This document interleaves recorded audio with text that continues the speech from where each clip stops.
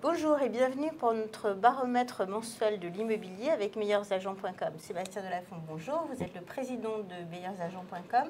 Alors que se passe-t-il au mois d'avril? Est-ce que vraiment la courbe s'inverse? Est-ce que les prix recommencent à monter?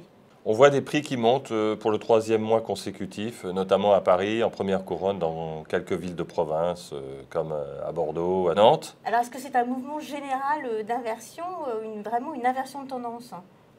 Ce n'est pas une inversion de tendance, mais ce qui se passe, c'est que les hausses, quand elles ont lieu sous l'effet de la baisse des taux. Les taux sont à un niveau extrêmement bas. Ils ont continué de baisser au mois de mars. Ils ont perdu 0,35 points depuis le début de l'année. Et c'est un stimulant extrêmement fort pour le marché. Est-ce qu'il faut acheter aujourd'hui? Est-ce que les prix vont quand même recommencer un petit peu à monter? Est-ce qu'il ne faut pas profiter de l'opportunité qui se présente? Je vais répondre différemment parce que généralement, on dit il faut acheter parce que les prix vont monter. Mais je ne vais pas répondre comme ça. Je vais dire il faut acheter. Et on se connaît depuis longtemps, c'est une des premières fois, peut-être la toute première fois. C'est la première fois que vous dites vraiment il faut acheter. D'habitude, vous êtes plus réticent. Oui, et je pense qu'il faut acheter, non pas en attendant une plus-value, parce que je ne vois pas nécessairement une plus-value quand on achète aujourd'hui, pour les 5 ou 10 ans. Je ne vois pas non plus une moins-value, mais je vois des prix qui, dans les années qui viennent, pourraient rester relativement stables. Toutefois, les raisons pour lesquelles je crois qu'il faut acheter, c'est compte tenu du niveau des prix et des taux aujourd'hui, on ne fait pas de mauvaises affaires. Est-ce qu'il faut acheter partout? Qu'est-ce qui se passe dans les différentes villes? Il ne faut pas nécessairement acheter partout, mais je veux prendre l'exemple de deux villes à la fois emblématiques et très différentes.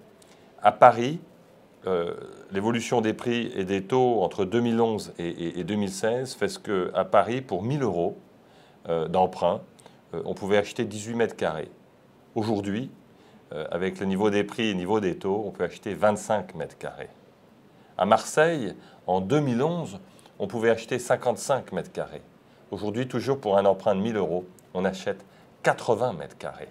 Donc, c'est toujours trop cher, mais évidemment, mais je dirais qu'aujourd'hui, quand on a les moyens d'être financé, il ne faut pas se poser de questions, notamment pour l'achat d'une résidence principale.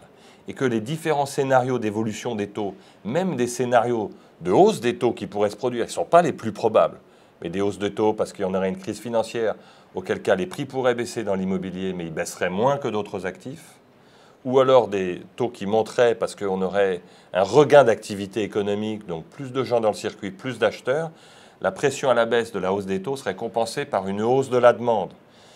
Donc dans les cas de hausse des taux, je ne vois pas vraiment de problème. Et puis, sinon, les taux vont rester bas, voire même continuer de baisser, auquel cas acheter aujourd'hui ne pose pas de problème. Alors à l'inverse, quand on est dans la situation du vendeur, est-ce qu'il faut se précipiter? Est-ce qu'il faut mettre son bien sur le marché? Est-ce qu'on n'aurait pas plutôt tendance à attendre, par exemple à Paris, que les prix remontent encore un petit peu? Se précipiter, non, il n'y a pas lieu de se précipiter. Néanmoins, quand on est vendeur, il faut faire attention à une chose. Et c'est le mot reprise qui m'embête, parce que je ne l'utilise pas trop. Une reprise, une vraie reprise, c'est celle où le nombre d'acheteurs dans le marché serait très élevé. On avait 5 acheteurs pour un bien en vente à Paris en 2010. Aujourd'hui, on en a 1,3. Donc, comme on est vendeur aujourd'hui, il faut faire attention, il faut être prudent. On peut parfaitement vendre, le marché est beaucoup plus fluide, mais il ne faut pas faire n'importe quoi en matière de prix. Et puis, il y a des biens un petit peu plus compliqués, moins bien placés. Il faut faire attention, il reste toujours difficile à vendre. Donc, on peut vendre, mais il faut faire preuve d'une forme de raison en matière de prix. Donc pas vraiment une reprise franche et massive.